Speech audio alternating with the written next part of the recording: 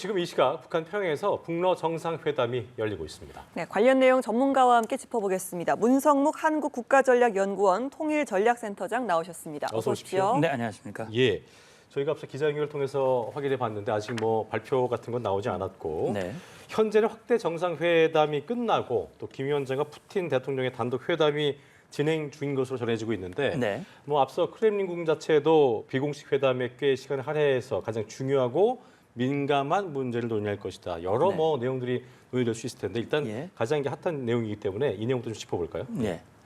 그러니까 지금 말씀하신 대로 뭐 북한, 러시아 말고 예를 들어서 정상적인 국가 간의 정상회담을 하고 관계가 격상이 되고 그러면 뭐 그건 축하할 일이고 누구나 다 좋아할 일이죠. 예. 그러나 아시다시피 아마 TV를 보고 계시는 우리 시청자 여러분들께서도 자, 푸틴 하면 어떤 사람입니까? 우크라이나를 침공했죠.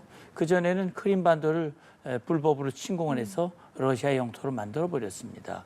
그러니까 국제사회에서 침공을 하고 많은 인명을 살상하고 그러면서도 그걸 특별 군사작전이라고 정당화하면서 오히려 이번에 지금 김정은과 만나면서 패권주의에 대항하는 아주 정당한 조치로 이렇게 얘기를 하고 있단 말이죠. 또 북한은 어떻습니까? 유엔 안보리 제재 결의를 위반하고 불법으로 핵미사일을 개발하고 그것을 가지고 우리 대한민국과 국제사회를 위협하고 있습니다. 예. 자, 그러니까 지금 북한과 러시아가 오랫동안 뭐 정말 친밀한 관계를 유지했던 사이가 아니란 말이죠. 이 푸틴이 우크라이나를 침공하면서 결국은 전쟁이 길어지고 이 무기고가 바닥이 나고 결국은 이 김정은의 절실한 도움이 필요했던 푸틴이 손을 내밀었고 또 김정은도 국제사회에서 제재를 받고 고립군에 있는 상황에서 푸틴의 내민 손을 함께 붙들고 자기의 필요를 채우려고 하는 예. 다시 말하면 악당의 만남이다라는 그런 생각도 들고요. 그렇기 때문에 지금 방금 보도에 나왔지만 미국을 비롯해서 서방 국제사회가 우려를 하고 있는 거거든요. 자, 확대 정상회담, 그다음에 단독 정상회담에서 예. 과연 어떤 내용들을 주고받을 것인가. 특히 대한민국의 안보와 국제사회 평화를 깨는 위협하는 그런 결과가 나올 것인가에 대한 대단히 큰 우려를 지금 가지고 있는 것이죠. 그렇군요. 회담에서 이제 누가 배석을 했느냐에 따라서 어떤 이야기들이 오갈 수 있을 좀 짚어볼 수가 있을 텐데 네.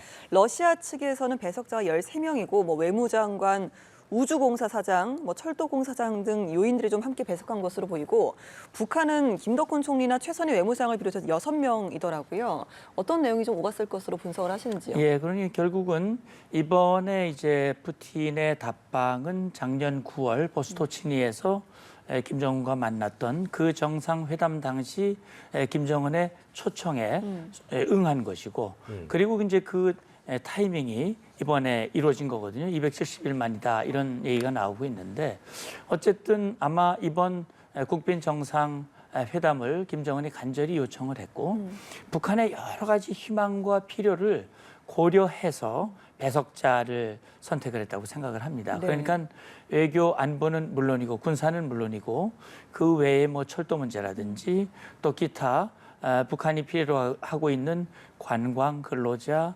전반적인 문제 이런 것들을 논의하고 북한의 필요를 채워줄 수 있는 그런 인원들이 러시아 측에서 배석을 했고요. 지금 배석자의 차이는 그건 뭐 북한과 러시아의 어떤 이 정부 조직상의 차이가 있을 수 있어요. 예. 그리고 실제 북한이 러시아에게 줄 수 있는 것은 무기 탄약, 그다음에 근로자, 인력 제공 외에는 사실 별다른 게 없단 말이죠. 그런 차원에서의 배석자의 차이가 있을 수 있다고 저는 봅니다. 예, 방금 전 러시아 매체가 전해온 속보를 좀 전해드리자면은 지금 하단자 막 나가고 있는데 북러 정상이 포괄적 전략 동반자 협정에 서명을 했다. 이것은 예상이 됐던 부분인데 북한과 러시아가 24년 만에 포괄적 동반자 관계로 뭔가 격상이 되는 그 부분을 서방 세계도 좀 주목하고 있고 전 세계가 주목하고 있는데 일단 포괄적 동반자 협정에 서명을 했습니다. 이게 갖는 의미부터 좀 짚어주면 좋을 것 같습니다. 예, 그러니까 지금 이제 지난 1월이었죠. 최선희 북한 외무상이 모스크바를 방문을 했고 예, 예. 거기서 정상회담이 언제 열릴지 모르지만 어쨌든 정상회담의 준비, 협의차 간 거란 말이죠. 예. 그리고 발표한 내용이 제도적, 법률적, 진전에 대해서 언급을 했어요. 그렇습니다. 그리고 정상회담 개최 전에 지금 푸틴 대통령이 포괄적, 전략적 동반자 관계, 격상 그 협정에 서명하는 것을 승인했다라고 얘기를 했단 네네. 말이죠. 그러니까 지금 보통 보면은 러시아의 대외 관계가 설린 우호, 예. 그다음에 이제 협력 관계, 그다음에 전략 협력 관계, 그다음에 전략 동맹. 대략 그렇게 네 가지로 구분들을 해요. 그게 이제 2000년 2월에 맺은 거죠. 설린 그. 예, 설린 우호가 또는? 그러니까 2000년에 푸틴이 첫 번째 방북 24년 전 방북 때 네. 설린 우호 협정을 맺은 건데 네. 그건 네네. 일반 국가 간의 협정입니다. 그러니까 일반 국가 간의 보통 협정. 예. 보통 이제 새롭게 관계를 맺을 때 이 초보적인 그런 협정이라고 볼 수 있는데 그게 24년 동안 이어져 온 거거든요. 계속요. 이게 사실은 24년 동안 러시아와 북한 간에 별 필요도 없었고 크게 서로 주고받는 것들도 별로 없었다는 얘기입니다. 그런데 말씀드렸듯이 그게 이제 3년 전 2022년 푸틴의 러시아의 침공, 예. 저 러시아의 우크라이나 침공, 예. 그게 결국 계기가 됐단 말이죠. 그리고 이걸 지금 이제 말씀하신 대로 기존 단계에서 두 단계나 격상을 해서 일단 법률적 제도적 그런 장치를 마련했습니다. 지금 러시아 측 발표에도 그렇고요. 이젠 장기적인 그다음에 좀 더 포괄적인 전면적인 협력을 하게 됐다 이렇게 얘기를 했어요.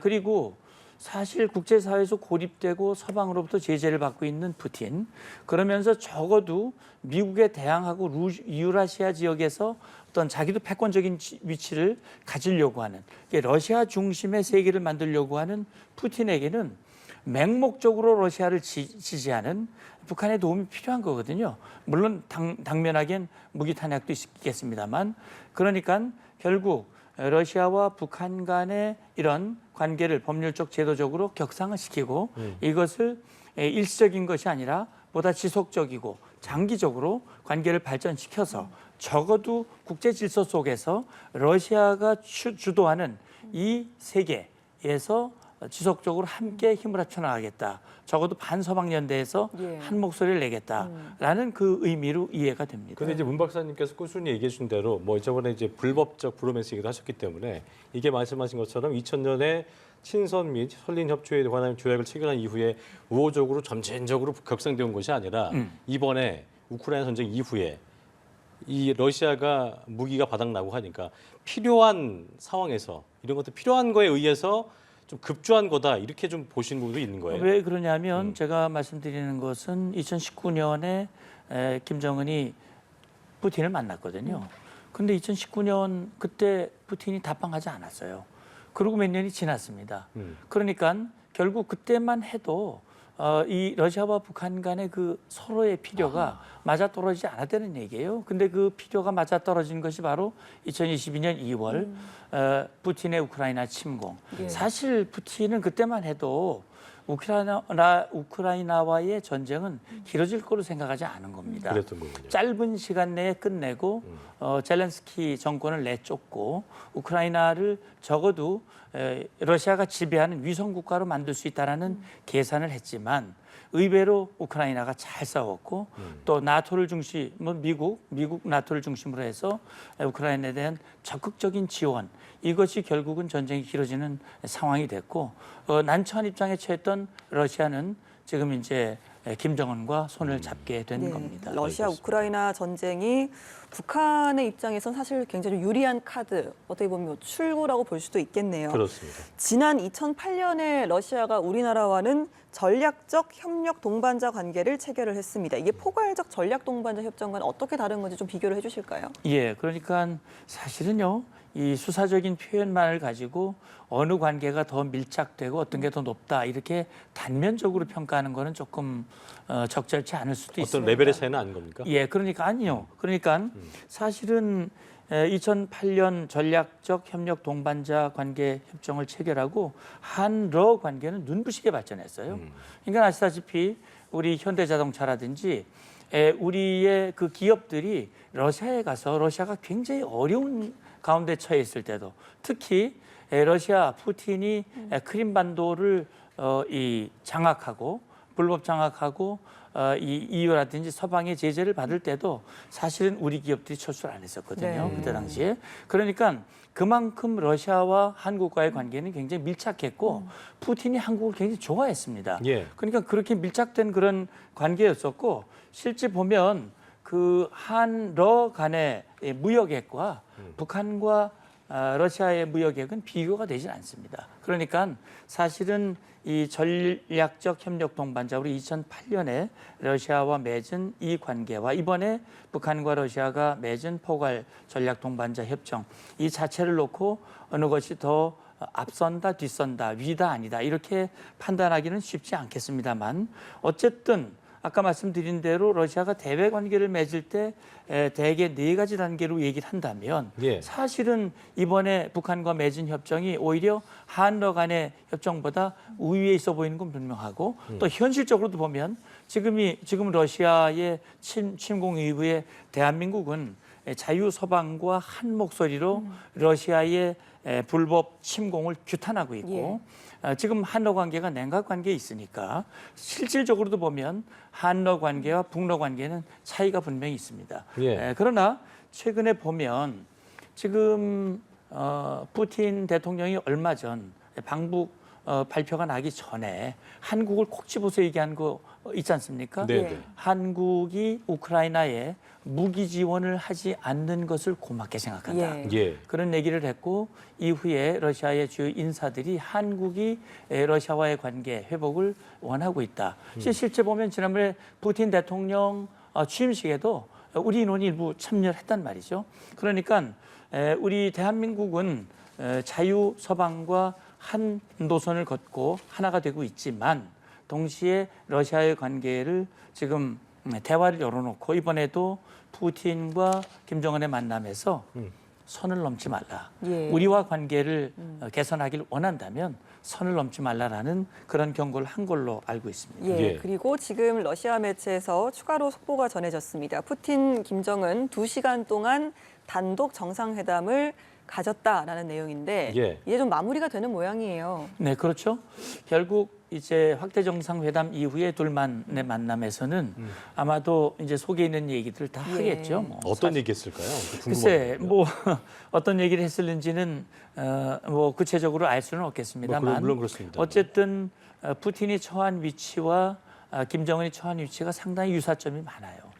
이게 소위 말하는 동병상련이다. 고립돼 있는 예, 고립돼. 국제적으로도 예, 그렇고. 국제적으로 고립돼 있고 권위주의 독재를 추구하고 있고 국제사회에서 제재를 받고 있는 그런 위치에 있습니다. 그렇기 때문에 북한과 러시아가 주고받는 특히 북한이 러시아에게 10,000개가 넘는 컨테이너, 뭐 거의 500만 발에 해당되는 그런 포탄과 미사일을 함께 지원을 했다고 하는 것은 이건 국제사회 평화를 깨고 국제법을 유린하는 것이고 특히 러시아가 북한도 러시아를 아주 맹목적으로 지지하지만 러시아도 과거에 자신들이 안보리 상임이사국으로서 결의에 참여했던 대북 제재 결의를 완전히 무력화시키고 있거든요. 네.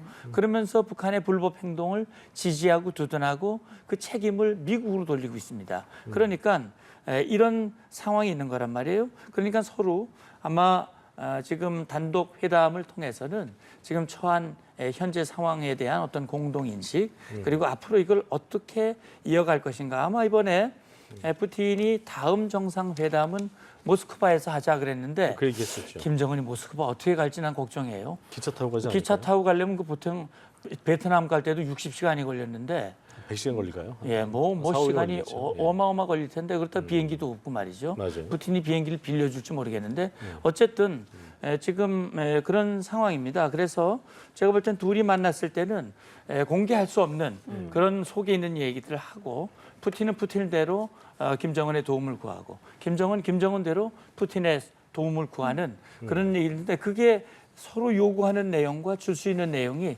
한계가 있을 수 있다고 봅니다. 그 부분이 이제 비공개를 하셨으니까 네.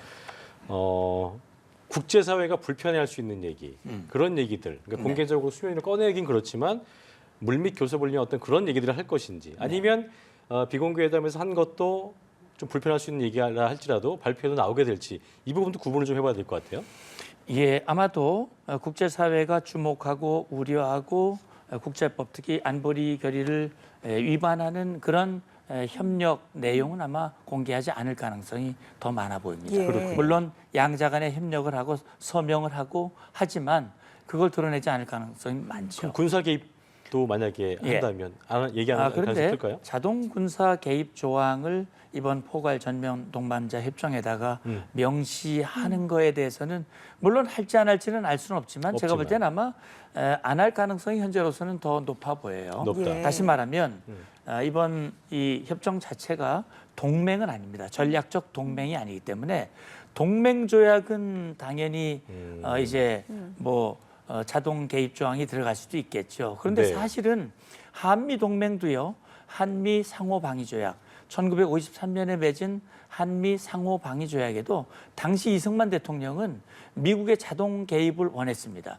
그리고 자동 개입 조항을 넣어달라고 요구했지만 당시 미국이 만약에 자동 개입 조항을 넣으면 의회의 비준을 받을 수가 없다. 네. 그래가지고 당시 아이젠하워 정권이 그걸 받아들이지 않았어요. 그래서 자동 개입 조항은 들어가지 않고 그 대신 주한미군 주둔으로 이제 수위가 좀 떨어졌는데 제가 볼 때는 아마 자동 개입은 안 되더라도 그런 상황이 발생이 되면 서로 간에 긴밀히 협의하고 협조한다. 뭐 그런 좀 더 밀접된 지금보다 좀 더 진전된 그런 내용이 들어갈 가능성이 있고요. 그렇다면 그 내용은 공개가 안 될 가능성이 있고요. 예. 제가 볼 때는 지금 김정은이 원하는 것은 지난번 2021년 8차 당대회에서 예. 5가지 국방 목표를 선정한 게 있어요. 그 중에 보면 정찰 위성, 정찰 위성이 이제 들어가 있고요. 그 다음에 핵 추진 잠수함이 있습니다. 예. 그러니까 지금 북한이 가지고 있는 잠수함은 다 디젤 잠수함이고 오래됐어요.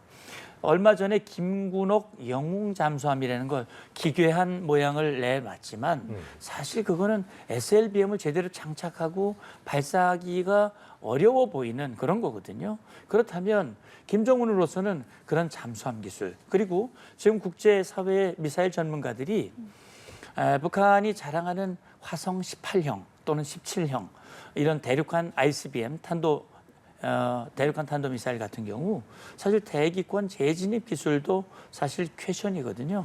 김정은으로서는 그런 기술들이 굉장히 필요해요. 절실하고요. 그런데 과연 푸틴이 그런 기술까지 모두 다 김정은에게 줄 것인가 하는 문제는 그건 좀 더 지켜봐야 될 상황이라고 생각합니다. 네, 회담의 내용은 일정 부분만 좀 공개가 되고 좀 비공개된 부분이 좀 있을 텐데 일단 센터장님께서는 동맹 관련 조항은 나올 수 있지만 자동 군사 개입 조항은 치르더라도 나오지 않을 가능성이 크다라는 말씀을 하셨고요.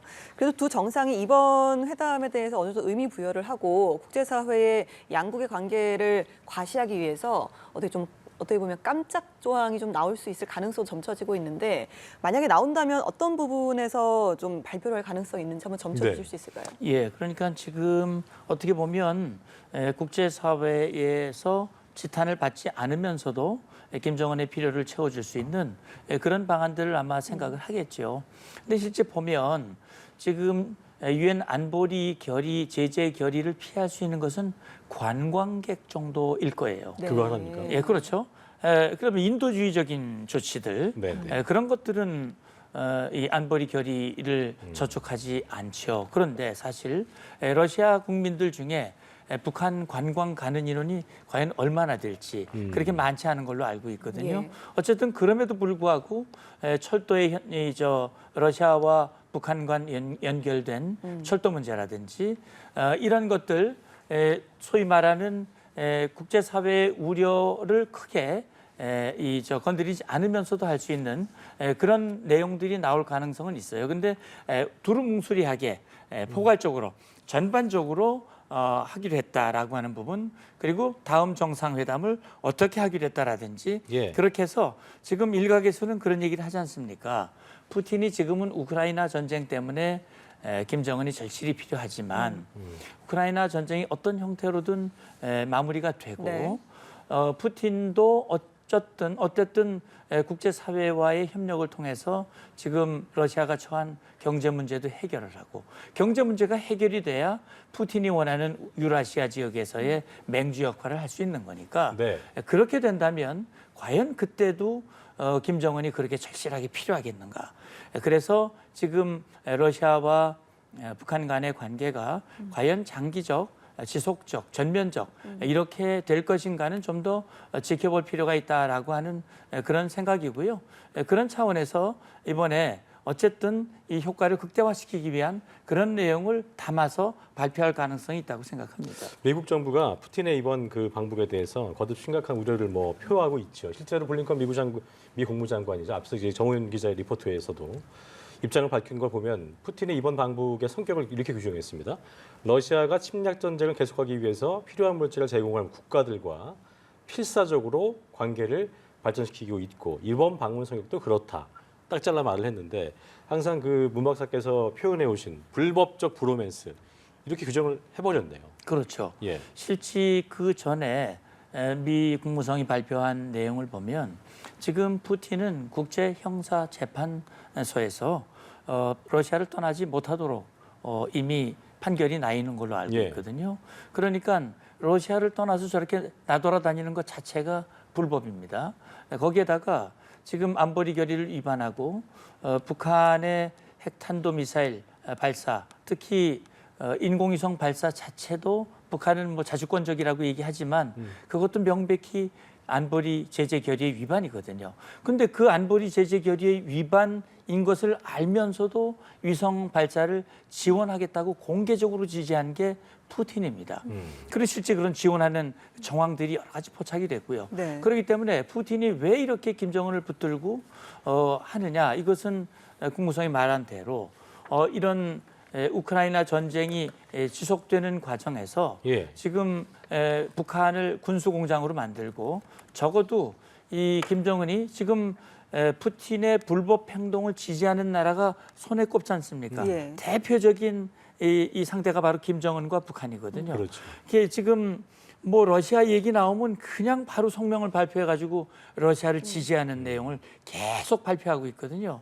뭐 푸틴으로서는 고맙기가 짝이 없죠. 예. 그리고 본인이 애를 쓰지 않아도. 예, 그리고 어제 지각 도착했잖아요. 새벽 2시에. 그러니까요. 김정은이 잠도 못 자고 눈 비비고 거기 순환공항에 그 새벽에 나와 서가지고 있더라고요. 그 새벽에서 딱 벌쓰고 있었단 말이죠. 그러니까요. 그럼에도 불구하고 그만큼 김정은이 아쉽고 또 푸틴으로서도 그렇게 해주는 김정은이 얼마나 고맙겠습니까? 예. 그럼에도 불구하고 미국은 지금 푸틴과 김정은의 이런 행보는 명백히 불법이다라고 예. 규정을 하는 것이고, 그래서 저는 뭐 러시아와 북한이 국제 룰, 국제 법에 준하고 국제사회 발전을 도모하는 그런 협력이라면야 뭐 얼마나 좋겠습니까? 예. 그러나 지금 그렇지 않기 때문에 우리 대한민국도 우려하고 있는 것이고 예. 미국도 동시에 그런 규정을 하고 있는 겁니다. 알겠습니다. 지금 북러 정상회담은 마무리가 됐고요. 네. 이제 관련해서 어떤 형식으로 발표가 될 텐데 좀 계속해서 지켜봐야 될 것 같습니다. 예. 문성묵 한국국가전략연구원 통일전략센터장과 함께 이야기 나눠봤습니다. 오늘 말씀 고맙습니다. 감사합니다.